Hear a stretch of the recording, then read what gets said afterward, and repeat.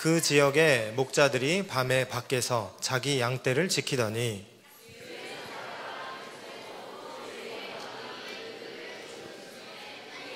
무서워하는지라. 천사가 이르되 무서워하지 말라. 보라, 내가 온 백성에게 미칠 큰 기쁨의 좋은 소식을 너희에게 전하노라. 오늘 다윗의 동네에 너희를 위하여 구주가 나셨으니 곧 그리스도 주시니라. 너희가 가서 강보에 쌓여 구유에 누워있는 아기를 보리니 이것이 너희에게 표적이니라 하더니 충만한 천군이 그 천사들과 함께 하나님을 찬송하여 이르되 함께합니다. 지극히 높은 곳에서는 하나님께 영광이요 땅에서는 하나님이 기뻐하신 사람들 중에 평화로다 하니라. 아멘. 할렐루야. 예, 이렇게 많이 모여 계시니 여기서 보면서 조금 압도됩니다. 두려움이 좀 있습니다. 제가 이제 여기서 찬양을 같이 하면서 찬양 말미에 제가 빵 터졌어요. 사실은 빵 터졌어요. 막 기도하고 계시는데 막 통성으로 기도하는데 짠 하고 끝나자마자 제 뒤에서 누군가 그랬어요. 누군가 뭐라고 했냐면 이제야 살겠네. 이렇게 했는데 제가 빵 터져서 웃었습니다. 다양한 연령들이 있으니까 뒤에서는 충분하게 찬양하고 은혜 받고 계실 텐데 또 어린 아이들에게는 굉장히 이색적인 지금 예배 현장인 거예요. 그러면서 저를 좀 생각해 보십시오. 저는 굉장히 어려운 자리에 지금 서 있습니다. 저의 설교의 어떤 긴 여정 중에 굉장히 어려운 현장입니다, 오늘은.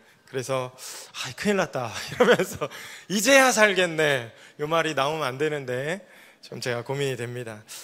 오늘 교회학교 성탄 발표회를 겸해서 드리는 이제 오후 예배입니다. 예전에는 성탄 발표회를요 크리스마스 이브라 그래서 24일 날 25일이 이제 성탄절이잖아요. 24일 날 밤에 했어요. 저녁에. 이게 큰 행사였습니다.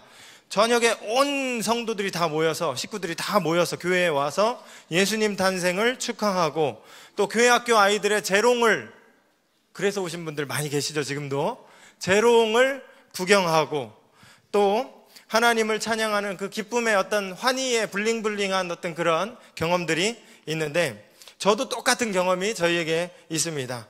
제가 기억할 때 그 추운 날 막 장식하던 청년들 안수 집사님들 이런 분들의 그 섬김이 생각이 납니다. 막 교회 옥상에 올라가서 그때는 전구따마 막 그런 거였잖아요.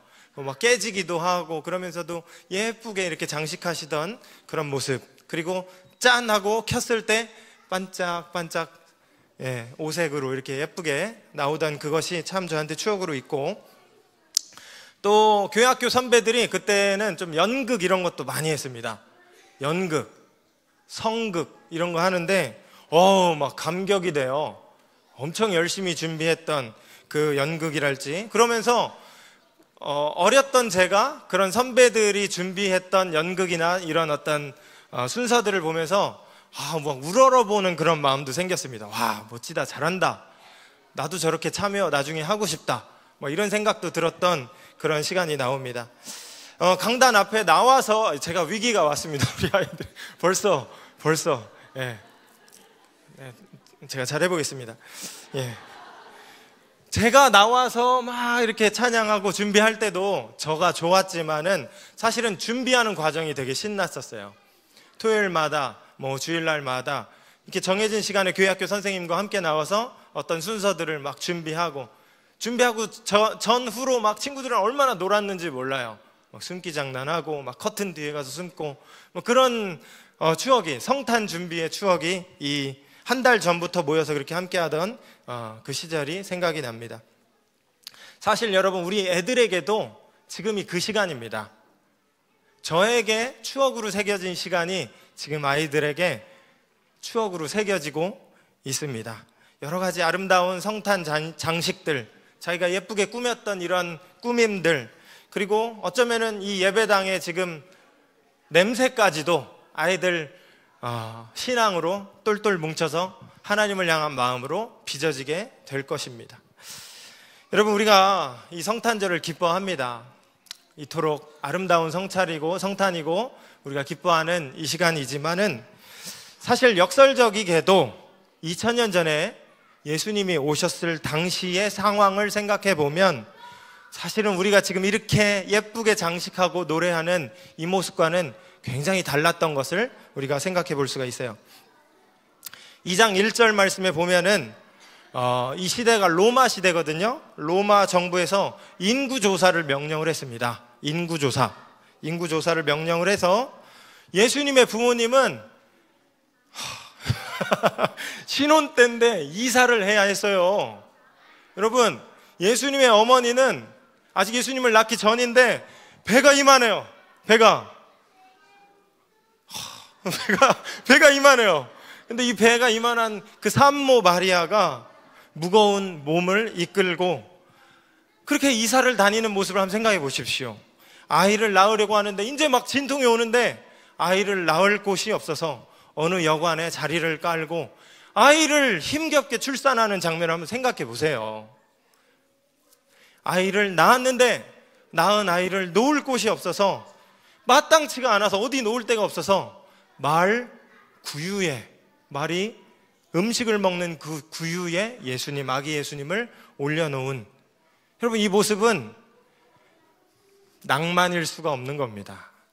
낭만일 수가 없는 겁니다. 또 마태복음에 보면 이제 당시에 지역 통치권을 받았던 헤롯이라는 지역 군주에 대한 이야기가 나오는데 이 사람이 예수님 탄생의 소식을 들은 거예요. 내가 왕인데 또 다른 왕이 났다는 겁니다. 이게 이해가 안 되는 거죠. 그리고 위기감을 느꼈습니다. 질투감을 느꼈습니다. 그래서 나신 왕, 동방 박사들이 왕이 났다 그러니까 왕이 어디서 났느냐? 나도 가서 좀 경배를 해야 되니까 나한테 귀뜸을 좀 해다오. 사실은 나신 왕을 죽이려고 했던 거예요. 그리고 실제 2살 아래의 모든 아가들을 다 죽여버리는 그러한 일을 행했다라고 이 마태복음에 기록되어 있습니다. 여러분, 아기를 낳은 지 얼마 되지 않아서 몸도 제대로 풀지 못해서 온전치 못한 그런 육신을 갖고 이동하고 있는 마리아를 생각해 보십시오. 준비할 겨를도 없이 애아빠가 된 겁니다. 이 요셉, 그리고 아이들을 그 식구를 이끌고 애굽으로 다시 이민을 가야 하는 이 요셉의 입장을 한번 생각을 해보시길 바랍니다. 여러분, 예수님이 이 땅에 오셨던 때의 모습은 이와 같았다 라고 성경은 우리에게 들려주고 있는 것이죠. 여러분, 그러고 보니까 요즘 우리의 상황과 많이 비슷하지 않나 하는 그런 연관성을 생각해 보게 됐습니다. 이제 어른들 얘기인데 요즘 우리나라에서 벌어지는 그러한 일들을 생각해 보니까 참 우리한테 답답함이 많이 있습니다. 또 두려움도 많이 있습니다. 이 일이 도대체 어디까지 연관이 돼 있었던 것인지 날이 갈수록 여러 얘기들이 나오고 있고 또 이 일이 나중에 어떻게 해결될 것인지 참 계속 우리가 답답함과 두려움 속에서 이 일을 지켜보고 있지요. 또 이 일은 먼 사람들 얘기가 아니라 우리의 삶과도 직결되어 있는 얘기들이죠. 나라가 이렇게 어지러우니까 경제가 어렵대요. 뉴스 들어보니까 연말연시 회식 잡힌 거 다 취소돼서 자영업자들 식당 하시는 분들이 운다는 얘기를 들었습니다. 운다. 통곡을 하고 울고 있다라는 얘기를 들었습니다. 여러분, 이 상황을 두고 사실 성도 개개인의 삶에 영향을 받고 있고 그리고 이 일이 하나님의 뜻 가운데 잘 해결되기를 우리는 기도하는 것뿐이죠. 하나님이 그 의로우심으로 이 세상을 잘 돌봐주시고 세워주시고 바르게 해주시기를 기도하며 이 상황을 우리는 견디고 있는 것입니다.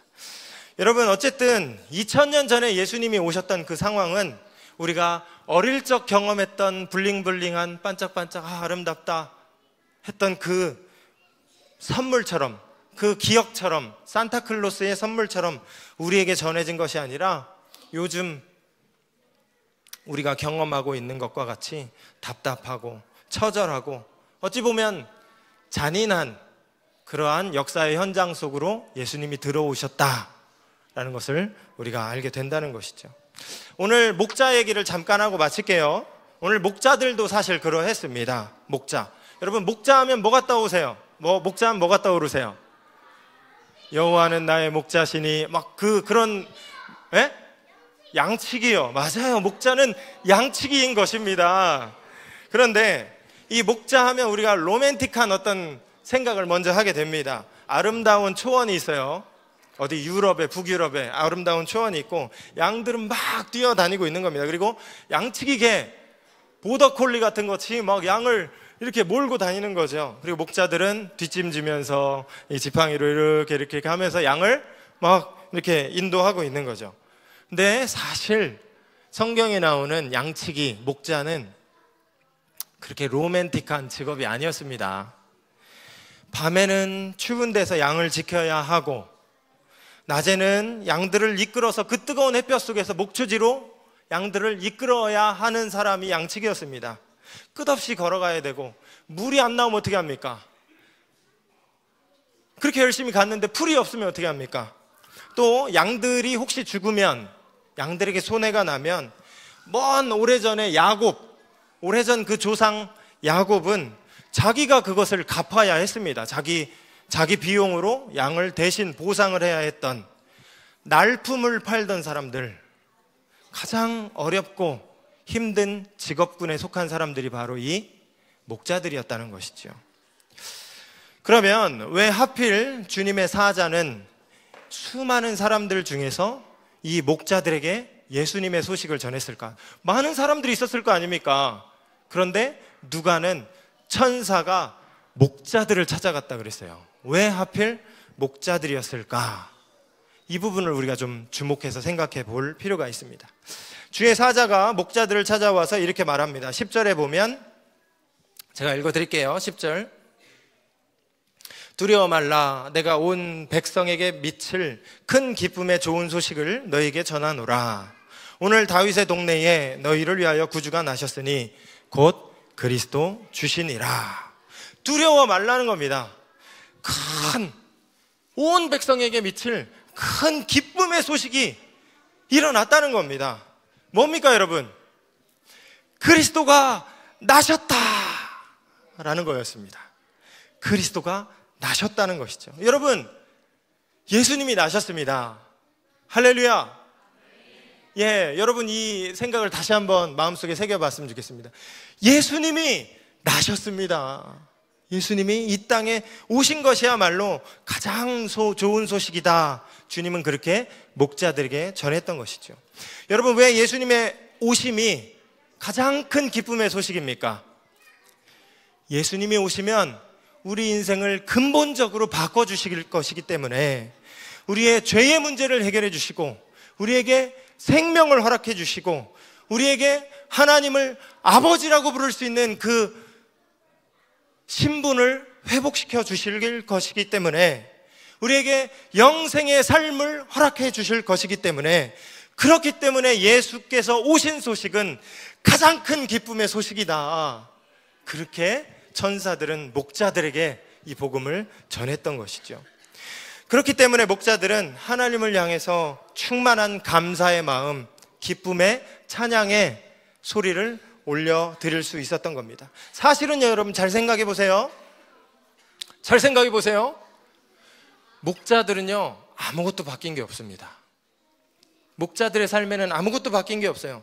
당장에는 또 목초지로 나아가야 됩니다. 또 그 밤에 양들을 지켜야 합니다. 목자로서의 삶이 계속되고 있지만, 그럼에도 이 삶은 완전히 달라진 삶이에요. 왜 그랬습니까? 예수님이 오셨기 때문인 거죠. 메시아가 오셨기 때문인 것입니다. 이 결정적인 변화, 지금은 작은 아기에 불과하지만 이 아기는 우리를 완전하게 변화시키고 아버지께로 가는 완전한 길을 열어주실 것입니다.